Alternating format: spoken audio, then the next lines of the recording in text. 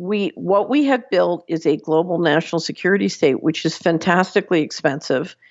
And there are many different component parts, from the underground bases to the secret space program. But essentially, I call it the tapeworm. It is a financial parasite that is simply, harvesting and destroying great parts of the economy. You're listening to the Corbett Report. Welcome back, friends. James Corbett here, CorbettReport.com, in a conversation that is being recorded on the 26th of November 2019. And today we are talking once again to Catherine Austin Fitts of Solari.com. And you will definitely remember her because we had the chance to talk to her not in the not so distant past, just a couple of months ago. We were talking about the financial coup d'etat. So go back to interview 1479 if you happen to miss that conversation. I think it was a particularly important one on a particularly important topic that I've been attempting to cover for a number of years now.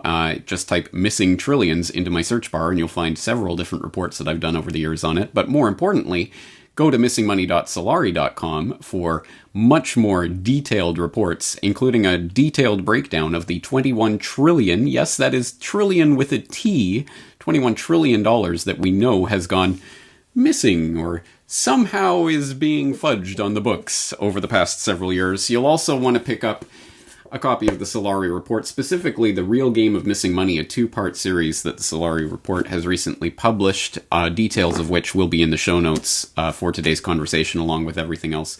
Catherine Austin Fitts, thanks for joining us once again. Thanks, James. It's always great to be back.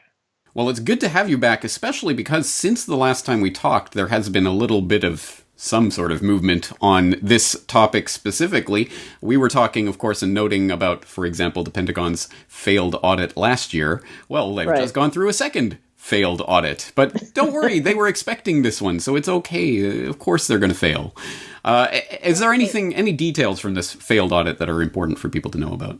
Well, I think what's important to recognize is that their solution for all of this is to change the policy. So we had the issuance late last year of Federal Accounting Standards Advisory Board Statement 56, which gives them permission to move things secret. And so now, whether they pass an audit or not, it's meaningless. If they announce, James, they passed an audit, I would tell you it's meaningless.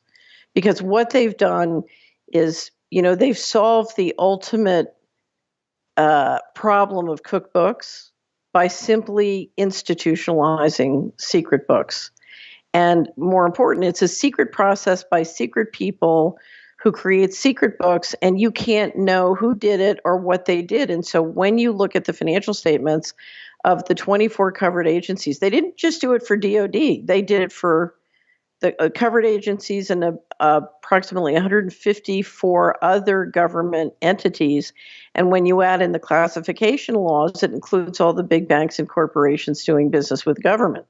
And so literally now, when you pick up the financial statements of any of the major players at the New York Fed or any of the major financial institutions, any of the major defense contractors, you have no idea what their financial statements mean.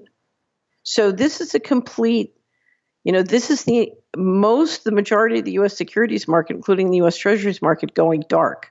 So all the information that investors need to do proper due diligence is gone. And so if the Department of Defense said that they either pass or don't pass an audit, it's totally meaningless. You have no idea what it means. And it's interesting, if you look at the leadership of Federal Accounting Standards Advisory Board that promulgated this policy, what they said was their only other choice was essentially to permanently recuse the Department of Defense's financial statements. Now, I would say that's far preferable, because now what you've done is you've essentially recused the entire U.S. government financial statements. So we are real, I call it Never Neverland accounting. We are truly in Never Neverland accounting. And it's quite remarkable. So on that note, I think it is important to bring up the context. There was recently a Costs of War project at Brown University's Watson Institute for International and Public Affairs report on the War on Terror that claims 801,000 lives and $6.4 trillion have been spent on this war on terror. Again, what meaning does any of those numbers have, given that this is coming from public statements from the DoD? they have some meaning in the sense that we know we've spent a fantastic amount of money fielding and managing and using a global military. So we have a significant military presence and bases all around the world, and we know that it's fantastically expensive. So whether these numbers make sense or not, I don't know. Now, I happen to believe, if you go back to the history of the black budget, back to 47 and 49, what you have is you have this rapacious secret operations that are constantly demanding more and more money. And of course, the more you build and invest in them, the more they demand. So underground bases require maintenance, global spraying requires more spraying. If there's a secret space program, spaceships get old and need to be replaced. So this thing seems to compound and grow over time. And we literally saw with FASB 56 a decision for the secret part of the finances and the secret operations to basically take over we have an overt economy and a covert economy, and the covert economy and the hidden system of finance just basically took over everything. Now, we've been watching this for years. So for years, people have been complaining as the secret money rolled into Wall Street, and increasingly took over the media industry and other industries. We've seen complaint of the dirty money rolling in and, building the offshore havens. And so this has been going on for a long, long time, because what the 21 trillion missing from the federal government since fiscal 1998 is just part of this growth of a secret national security state. And the explosion, this was growing steadily, but 9/11 really exploded the growth. And a decision, the war on poverty was good, but then they turned, we did the war on drugs. That was good. And then they needed a new shtick, essentially. And then we started the war on terror. And it's very interesting. If you go back and research, I've just been reading a couple of books about the early part of the war on terror. You have this fantastically expensive national security state looking for terrorists, and having to create terrorists so they can have a war on terror. And what we have built is a global national security state, which is fantastically expensive. And there are many different component parts, from the underground bases to the secret space program. But essentially, it's I call it the tapeworm. It is a financial parasite that is simply, harvesting and destroying great parts of the economy. Exactly right. And if we have lost anybody about FASB 56 and what specifically happened, I will suggest they go back and listen to our first conversation where we did talk about that. But let's move on, because you did broach the subject that I really want to get into today, which is, so what is this money being used for? Right. And let's pick up on something that you mentioned last time that I think is important. You mentioned that the president of CalPERS back in April of 1997 warned you that they have given up on the country. They are moving all the money out starting in the fall. What does that mean? How did you interpret that at the time? And what have you since come to understand? At the time, what I thought he meant, I was presenting a proposal to a leading group of pension fund leaders who were very interested in rebuilding the U.S. economy and sort of getting the U.S. economy on a sound foot. And I had done incredible deep diving and looking at the U.S. government budget and the U.S. economy by place. So America breaks down to 3,100 counties.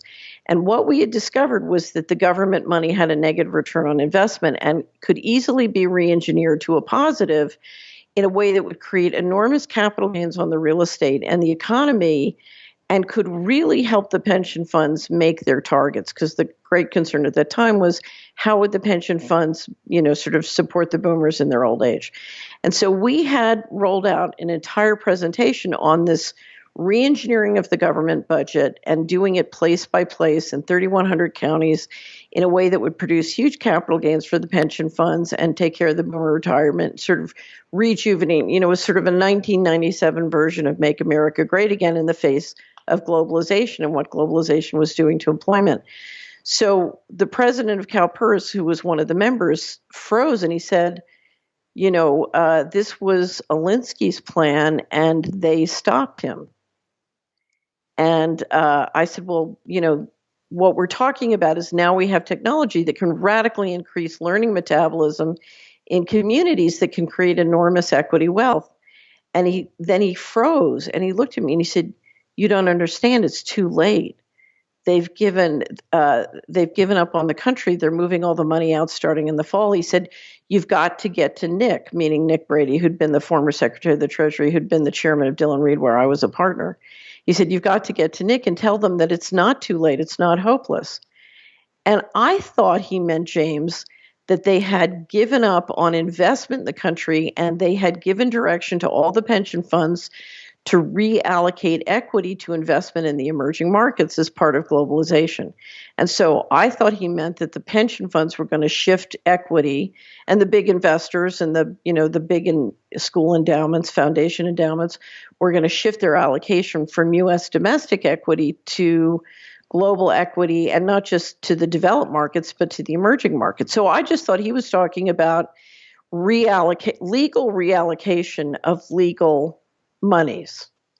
And then what happened was we discovered, when he said it's starting in the fall is the beginning of the federal fiscal 1998 year. When the fiscal 1998 year closed, what we discovered was fantastic amounts of money were going missing from HUD. Now, the reason I was focused on HUD is, having been a leader of the reform of HUD information systems technology and financial and legal arrangements, I knew that there was no reason for HUD's books to not be absolutely perfect. HUD had the resources, it had the laws, it had everything it needed to have perfect books. Why would fantastic amounts of money start to go missing? And at the time, I had a Senate staffer complain to me, the chief of staff to the senator who was in charge of the appropriation committee for HUD, that HUD was, quote, being run as a criminal enterprise.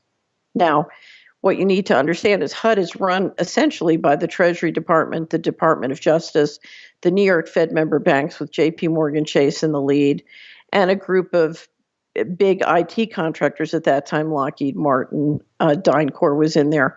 And so you can't run HUD as a criminal enterprise unless they intentionally are organized to run it that way, which I later came to believe. So what we saw was not a movement of the overt equity out of the U.S. What we saw was a covert movement of massive amounts of money being pulled out of the United States to be reinvested. Your guess is as good as mine. I think some of it was reinvested in Asia, as he said it would be. But I think some of it really represents an explosion of the covert side of the national security state, and a real vision of, okay, we can run the planet on a unipolar model using the national security state, and the war on terror is basically a way to assert control of all resources globally. You're looking at a command and control model for all resources, and that necessitated dramatic increases in movements of our military globally, which is exactly what happened. Just to back up that timeline, correct me if I'm wrong, but isn't the first Inspector General report of the DoD missing trillions from 1999, looking at the 98 books? Yes. Yeah. Now, we found it. It was my attorney who found the HUD IG's testimony on the 1998 year saying the money was missing and they'd given up trying to audit and were just going to quit. Now, if your bank account was missing $59,000, I dare say you wouldn't just give up and say, well, if the bankers promised you don't worry, it won't happen next year. You'd say, no, I want my $59,000 back. So it was, the behavior was bizarre. But then I think it was not that long after we discovered that 1.1 trillion went missing from DoD in 1 year. It was 99 or 2000, and then 2.3 trillion. And that's why when Rumsfeld stood up the day before 9/11 and said there's 2.3 trillion, we thought it was a modified hangout because he didn't mention the 1.1 missing the year before. So it was up to 3.3 or 3.4, depending on how you round up trillion, as of the day of 9/11. And in fact, that Friday, we were coming out with a major front cover story article in Insight magazine about the missing money and how it broke down by state and what it meant to every person. And, whether it was their student loans or the pension funds, this is $65,000 per person. And so we're talking about a dramatic amount of money hitting people, whether it hits them and, it disappears from their pocketbook, or it hits them because they're taking terrible currency debasement and their cost of goods is going up 10% a year. All right, so you have raised the specter of some of the things that could be enabled with this type of money. For example, underground bases, spraying programs, secret space program, things that sound far-fetched to anyone who thinks, obviously, there must be a financial infrastructure for this. We'd see it in the books. Well, no, we cannot see it in the books. That's the point. What do we know and what do we not know about where this money is actually going? We don't know. First of all, we don't know how much money this really is in terms of cash or credit, hard credit, because some of the money could be revenues and some expenses. So, for example, we could be occupying Iraq and Afghanistan and taking very valuable minerals and oil out of them, selling the oil and laundering the money back through, or the drug sales back through DOD. I became convinced after many, many years of research that drug money was being laundered through the HUD accounts. So some of this could be revenues, some of this could be expenditures. We don't know. What we do know is there's plenty of anecdotal information that documents that there are extraordinary expenditures going on in terms of underground bases. Now, could that money be clawed through the black budget in the DOD budget? There's a process where money can be clawed out of different agencies and taken into a black budget and is not disclosed because it's a sort of secret budget. So could all those underground bases have been funded from the black budget? Yes, but they could also have been funded from this. When the Kennedy assassination happened, if you look at the rise and the percentage of space expenditures as a portion of the budget and the GDP, what happened is after that it started to fall. What I believe is, in fact, it continued. They just took it dark. And this, these various forms of disappearing or missing money was one of the ways they funded. So I happen to believe that there's tremendous expenditure spent on space that we don't see. If you look at globalization could happen, James, because we had the global satellite infrastructure necessary to ensure enforcement. No investor puts money any place where they cannot enforce. And it was the global satellites and whatever our presence was in space that was very, very critical to allowing globalization and that kind of investment to happen. But the other thing we know is we have tremendous evidence of all sorts of unusual spaceships flying around the planet. And what I've said to various people is, that's $150 trillion of hardware. Where'd it come from? Somebody built it, right? So if you simply look at the kind of hardware that's floating around the planet and flying around the planet and the high technology, it doesn't take a big intuitive leap to say, I'll bet you we built some of it. Yeah. And even what is on the record that we know that we don't know, the classified space shuttle flights that we know nothing about what they were up there for, or the X-37B, which they like to tout as, this mysterious space plane that we don't know anything about, just came back from its latest 2-year mission or whatever it is. But that's what we know that we don't know. So let me bring up another one. One of the things that is so remarkable about the U.S. economy, the U.S. economy is very centrally controlled.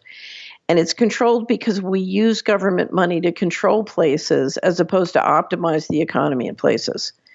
So we waste, for example, if you look at private prisons, I've written a book sort of describing the waste of private prisons. And private prisons in 1996 were costing $154,000 per person per year. Fantastically wasteful amounts of money. And so this negative return on investment has been unbelievably expensive. And in 1996, when we started globalization, add to that extraordinary manipulation of the markets. With some of it was derivatives, but it would have required a real stockpile of money. You would need, what one investor will call the hammer, or sometimes they'll call it a bazooka. He says, if you have a bazooka, then you don't need to use it. And, but we really created somehow a financial bazooka that no matter, where the gold price wanted to go, we could press it down and you could just layer on derivatives after derivatives. So some of this money, my guess was absolutely parked in the exchange stabilization fund in places like that and use that to help make this global model go, because there are big parts of this global model that are very expensive and have a negative return on investment. It's all about the control and concentration of cash. It's not about the control and sort of optimization of equity. So I think that's another place. Global Spring is one, I believe, is one of these expenses, because no matter where you are in the world, when you sort of watch the spraying and try and count up, okay, how many planes, how many pilots, how much would the spray cost? And you just make a wild, we call it a WAG estimate, wild ass guess. We're talking about something which is fantastically expensive. And so my guess is that some of this money has gone into Global Spring. Finally, during the period, if you sort of look at when the money's going missing, and then you look at the offshore havens, there is, it's like the Pillsbury Doughboy. This is leaving and this is rising, and it's almost so perfect. It's unbelievable. So I think a lot of cash has gotten stockpiled offshore in a whole variety of interests. Finally, one of the interesting or more interesting uses, and I can't say this is one of the biggest ones, underground bases in Global Spring is pretty big. One of the things you see is all the different fraudsters and money networks seem to have a proclivity for investing in advanced research. So Madoff, some of the money that disappeared through Madoff went to MIT Brain Research. Some of the money that went through Epstein went to MIT Brain Research. And I happen to think that a lot of the political problems we're facing right now, the biggest one is mind control. And I think if you look at how much money has gone into manipulating human beings, manipulating their minds, accessing their minds, building the kind of NSA surveillance we know we have, you're trying to build a global mind that can be centrally controlled. And I think a fantastic amount of money has gone into that research. Absolutely. And that ties into the DARPA Brain Initiative and also serial scamsters like Elon Musk and his Neuralink and things like that.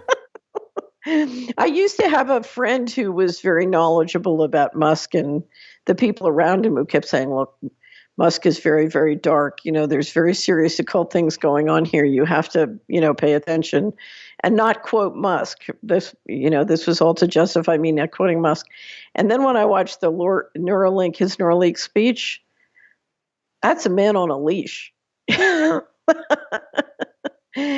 it was one of the most bizarre speeches I've ever watched in my life. And I've seen a lot of bizarre speeches. Yeah. There are kind of jokes that go around on the internet that he's some sort of cyborg or something, but it really does make you wonder what exactly his brain is on. The way. Well, I don't laugh. I ran into one person very recently. I used to listen to some of the people who would leave Washington and say, some of the presidents are cyborgs or doubles, or, you never know what to make of it. But I dealt with one person not that long ago. One of the things I love about humans is they always have this divine spark. No matter how far gone they are, they've got that divine spark. And, I was raised as a Quaker, so we're big on divine spark, and you have to find the light in everybody. I dealt with a person who had no spark, none. It was every time you talk to them, it was like, when the hourglass spins, they were waiting for their download from the AI and the neural network to tell them what to say next. And it was the most bizarre experience, one of the most bizarre experiences of my life. And I said, oh no, could this really be possible? One never knows. And the thing is that the economic opacity is what enables any of this to potentially be true. We truly have no idea what is going on under the cover of this opacity. Here's what's interesting. There is a history. What we ought to do, we ought to get a group of us and do a history of secret money for secret operations and secret armies, starting in 47 to 49, or we can even go back from, to 1913 in the creation of the Federal Reserve, because it's the fiat currency and the ability to use that fiat currency globally that makes this all go. So it goes back to the Federal Reserve, and we go back, and if you look, there are thousands of people who fought and died to try and stop the secret money for secret operations and secret armies. And that's what it is. It's just secret money, secret operations, secret armies. Forrestal got killed for that reason. McCarthy got killed for that reason. Kennedy got killed for that reason. The people who died in 9/11 got killed for the reason. All the people who were destroyed on the drug narcotics trafficking into their communities, same thing. It's the same story for, almost a century. And yet somehow we never look at it as one continuous story. And that's what it is. That's exactly right. That's something that really occurred to me when I was putting together my Century of Enslavement documentary, is that essentially the history of America has been the history against the central bankers or people who want to create that institution. And when you see Right. the struggle in that light, a lot of the history actually makes sense in a very different way. So I agree Right. completely. And what's remarkable is if you look at the system of secret money for secret operations and secret armies, if you look at who runs it and who controls it, it's a remarkably few group of people. And that's why I've always thought, why are we letting a remarkably small group of people do this? Now, I believe that one of the sticking points that has given them their power is you have, in 47 and 49, when they assassinated Forrestal, I think you had a group of people who really believed that the general population couldn't handle the truth. Whether I don't necessarily agree with that, I think they can, but I think they really believe that they were sincere. And then once you build up an infrastructure that is financially addicted to secrecy, which is the most powerful financial addiction in the world, James, once you build up something, the legal liability of trying to reverse it, could be catastrophic. And you have a cycle of disrespect between the general population and the leadership don't trust the general population to do sort of an adult transition. And so we have this cycle of disrespect on top of it, and it puts us in a real pickle. And meantime, the whatever you want to call it, the secret operations and secret armies just get hungrier and hungrier and hungrier. Absolutely. We can see how that makes sense in an institutional sense. But it raises the question. You're an investigator, and one of the things I love about the work you do at Solari is that you're very fact and detail oriented, and you're able to draw out the meaning of information as it lies. So the question then becomes, given that generally, if we are looking for the real basis of an operation, how it works, how it's functioning, we follow the money. The money speaks the tale. Right. We can't do that in this case. So how do we start to get a handle on these secret programs? Well, it's interesting. I think, nobody is as smart as all of us, is what one pundit said. And I think what we have to do is we have to start with the unanswered questions. What are the important questions and what are unanswered? And then what is the information, even whether it's anecdotal or intuitive, that we can gather together that will start to inform those questions? And if you just keep asking those questions and collecting information, the group intelligence starts to kick in and go to work because, and part of it is learning how to connect, the sort of what we do know about what's going on with what we see in our neighborhoods. So one of the reasons I was launching software called Community Wizard that would allow you to look at the federal budget in your community is that you would start to notice, so when I was Assistant Secretary of Housing, I would get a download of where all the foreclosures were. And then you'd go to that block in Dallas and it said you have 10 foreclosures and there'd be an empty lot. Connect the dots. So I think part of it is learning how to bring it down into my day-to-day life and seeing it in my day-to-day life and taking the actions that can either protect me from it in my day-to-day life or help me sort of navigate it. Because, sometimes when you bump into this in your day-to-day life, you just need to, move away. Sometimes, you're in the middle of a meeting and realize, the people I'm meeting with are not on the up and up, and you just have to navigate your way through. Yeah. And on that note, it is important to bring this back to something that we can actually do about this rather than just I mean, it's fun to speculate about where this is going and what have you, but you're doing something very important over at Solari that I hope people have seen. It's called the My 21 2020 campaign. Right. And we'll put the link into the video highlighting this campaign. But I want to talk about what it is that people can do about this 21 trillion or whatever it is, right. And taking some of that power back into their own hands. So I believe a fantastic amount of money has disappeared both on the bailouts and on missing money. And we have the power to get it back. And the reason I've stuck with this for 30 years is I've known we have the power to get it back. So let's talk a little bit about how to do that. First of all, if you go to missingmoney.solari.com, there is a wealth of documentation on the legal structures of how finance works in the federal government. So if you want to do significant due diligence, we have, I got two of my attorneys to write out the whole framework. And I've done a piece with my attorney called Caveat Emptor on how to do due diligence if you're an investor. So there's a wealth of the detailed information. But then my 21 2020 is to bring it down to the 2020 campaign. Campaigns in the United States, James, are a time when people get together with their neighbors and really discuss the issues. It's remarkable how much the Americans still invest in having a discussion of serious issues during the campaign.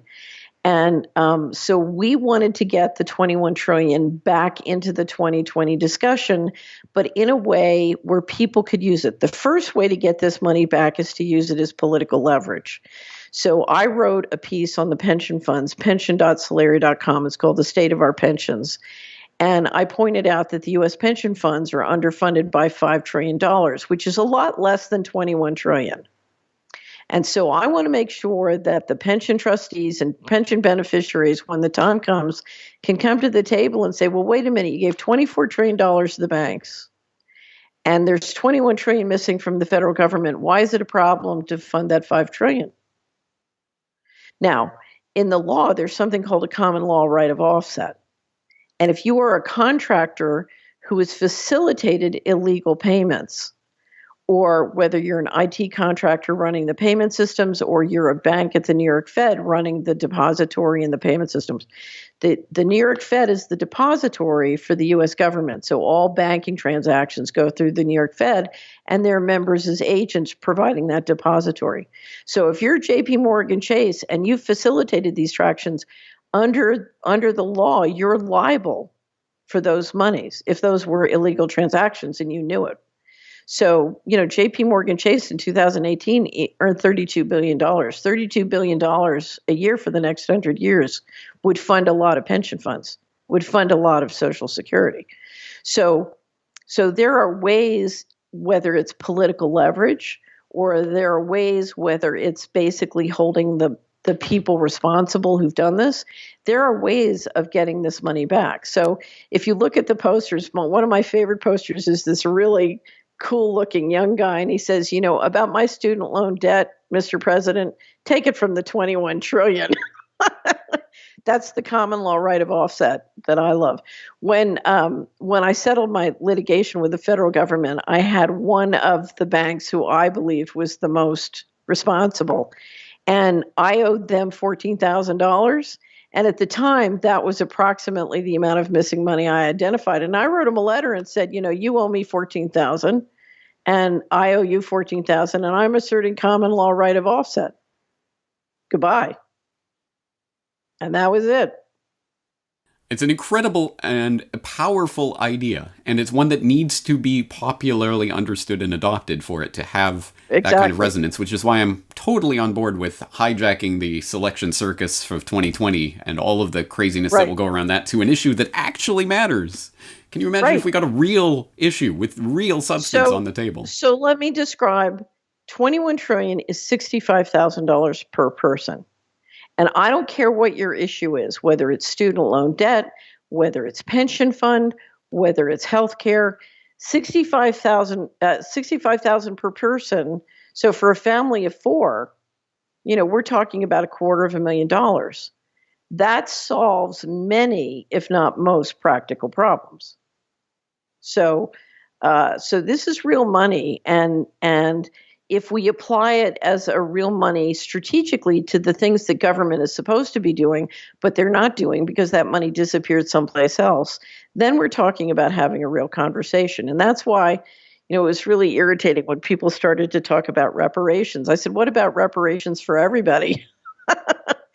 Let's do some real accounting. The money is there. Let's do it some. Is there. Yeah, exactly. All right. I very much appreciate that, but I actually wanted to leave today's conversation on a different note, because of course all of this takes place within the context of society generally and what's happening with the general mindset. And I wanted to point at something from your 2018 wrap-up, where you wrote about 2019. Get ready, get ready, get ready. And you said, as we debate our sovereign rights and freedoms, we are experiencing an unprecedented effort to assert central control, often by covert means, and to brainwash and mind control the general population into financing and supporting the forces acting against us. As we finance this invasion, secrecy, corruption, and organized crime continue to grow. At the same time, our culture continues to be debased. So you laid out 4 scenarios for 2019 based on 2 variables, humanity and transparency. Explain to people a little bit about that and what you think. Right. So I think the most important issue before every one of us is, are we going to be part of a society which is human, or are we going in a society that's lawful, or are we going to be part of a society where inhumane practices prevail? And if you look at what some people call transhumanism, what we've now started at Celery to call subhumanism, I think we're talking about central control, applying technologies in ways which are indeed slavery. I think they are subhuman and unacceptable. And as a society, what's important is not money. What is important is, are we going to be a human society? Are we going to be individual beings who are sovereign under divine authority? Or are we basically going to be natural resources like oil deposits? I think that's the biggest question before us. And I think the most important every one of us has to do in our daily life is say, no, I refuse to participate in that, and I stand for a human society. So tell us about your scenarios that you're working on for 2020. So 2020, last year, the big issue was transparency or not, because so you make 4 quadrants. You have 2 variables. One is human versus inhuman. One is transparent versus dark. And one of the things I talked a lot about last year, I'll talk a lot about this year, is about how everything's going dark. Right now, I'm about to publish the state of our currencies. And one of the things I'm going to look at is the trajectory of the dollar. And so this time it's going to be human versus inhuman. Again, I think that's the most important issue. But then the question is, will the dollar hold for 2020, or will it go into a steep decline? Will it significantly lose market share in a way that's going to have a major impact throughout the developed world, not just America? The dollar bubble has floated the entire developed world, and you're going to see a very significant shift. So I want to look at after I finish publishing the state of the currencies, I'll look at the sort of the variable of dollar holds for 2020, dollar significantly declines, and then human versus inhuman. And of course, that gives you 4 scenarios. And that'll be part of the annual wrap-up. The annual wrap-up, James, is a wrap-up of the deep state tactics. I published something that you'll find at Missing Money called Personal History. It's my 30 years of trying to stop the money from going missing. And I needed to do it because people kept believing the same excuse every year for 30 years. And I needed a way to say, look, I've been listening to this excuse for 30 years, and so it doesn't hold weight the way it does. So it was to try and give people a sense of the history. And then the last chapter was going to be on all the tactics they use to target and stop people who try and bring transparency to the secret money, the secret operations, and the secret armies. And it got very long. And to my shock and amazement, people were very interested in the day-to-day tactical issues of how control is engineered. So it's been quite one of our most popular things at the Celery Report this year. We have more to do. We're going to wrap it all up, and in the annual wrap-up, do sort of a mega on the deep state tactics like we did on the Missing Money. And then, of course, we'll have the scenario plans, the scenario designs. I used to do those when I was doing investment advisory for families, and I find them absolutely critical for business planning, investment planning, and sort of personal planning of your time for the year, because it's very important you're successful no matter which way the scenarios go. And it's very, very important given the change that we're accelerating into. Nobody can predict the future. The future is uncertain. And I believe it's our job to build the future, not to try and predict it and survive it. So scenarios make you flexible and help you learn how to, because I want to make sure that our subscribers succeed no matter what scenario comes true. Exactly right. A good part of planning is to know the different directions that things could be trending and be prepared for those eventualities, and how much you weight each of those scenarios. So how much should I be thinking about this? Well, I've seen so many people be terribly, terribly hurt by getting vested in a particular scenario. And big mistake. The future is uncertain. And I think, every year we have a section called Unanswered Questions, because I'm a great believer, even if you can't answer the question, you got to keep asking it. And our biggest unanswered question is, who's really running this? The governance system on this planet is secret and invisible. It's all part of secret money for secret operations for secret armies makes it possible for a small group of people to run a secret governance system. Now, if we're going to re-engineer the financial system is just a subset of the governance system. And so if you want to know how to re-engineer the financial system, you have to be able to answer the question, how does the governance system on planet Earth run? I can't believe I've lived on this planet this long and tried as hard as I have to understand it. And I still couldn't get up in a court of law and document how it's done.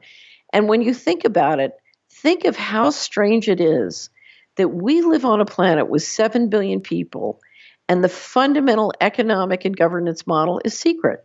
That's nuts. Perhaps that says something about human nature and the way humans come together in society. Isn't it interesting how much people are willing to give up just for convenience? Oh, secret, government, whatever. As long as I get my burger and football, I'm okay. Well, but I think that's the mind control kicking in. What I find is that in every business, in every neighborhood, in every place, you have 10% of the people who I call the high energy. They're entrepreneurs. They always give more energy than they get. If you come to where I live, my mayor, a lot of the people in the city council, they're those I call them net energy plus people. They want to know. They do want to know, but they also don't want to get their family killed. They care. So they're trying to be effective. They're trying to not waste their time.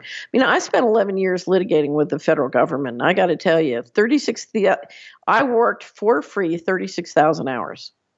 I was required by law and regulation in the courts to do 36,000 hours of free work to prove that I was right. Yeah, and they know I was right. So not everybody can afford to do that. Not everybody wants to do that. And I'm very sympathetic. I got mad. Yeah. So right. If you're not mad, you're not paying attention. But also, if you're not doing something about it, then what is it worth getting mad about?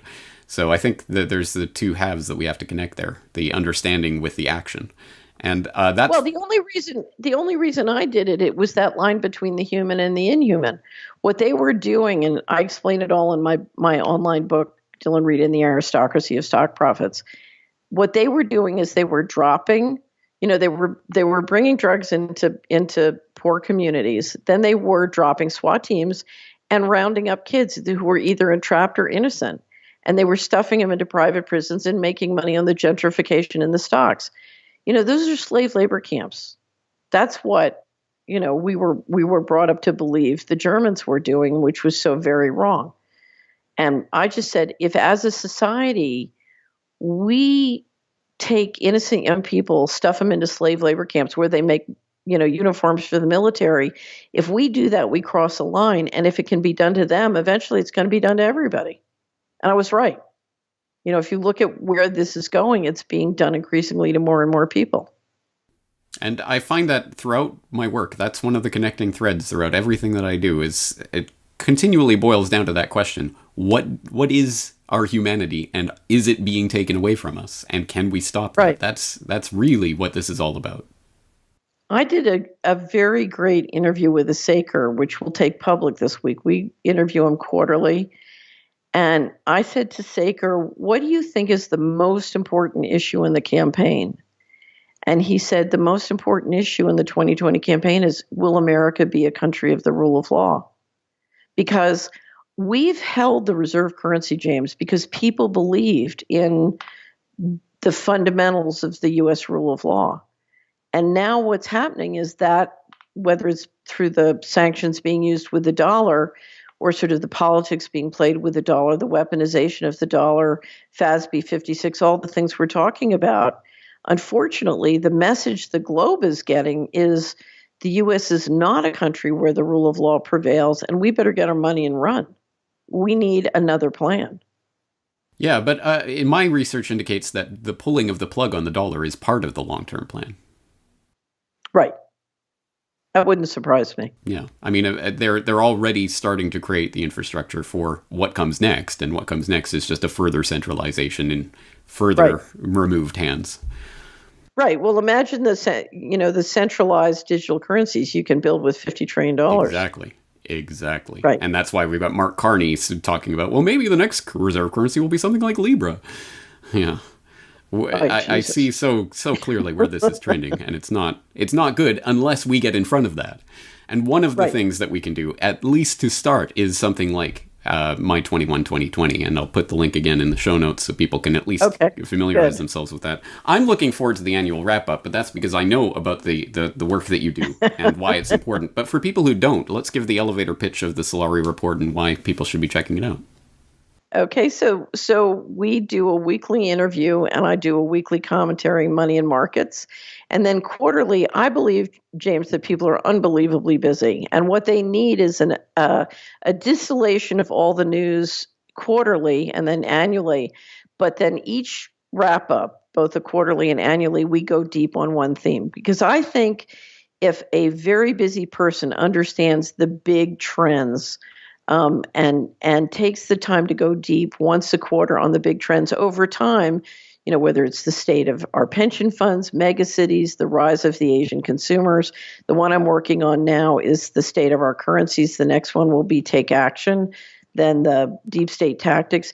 If you understand these deep trends, you don't need to spend a lot of time watching the news. So the idea of the quarterly wrap-ups and the annual wrap-up, if you only read those or listen to them, they come in audio and a little bit of video and written form. If you only digest those, you will know. You'll be smarter than anybody in the room about what's really going on. Yeah, that's also a point I keep coming back to, is that the news cycle, the 24/7 news cycle, is meant to distract you from what's really important a lot of the time. So yeah, exactly right. All right, well, I hope people will check it out. All the links will be in the show notes. And obviously, this is an ongoing conversation. We'll have to have you back on in the future to continue this at some point. But we'll leave it there for today. Catherine Austin Fitts, Solari.com. Thank you so much for your time. James, thank you. It's always a pleasure.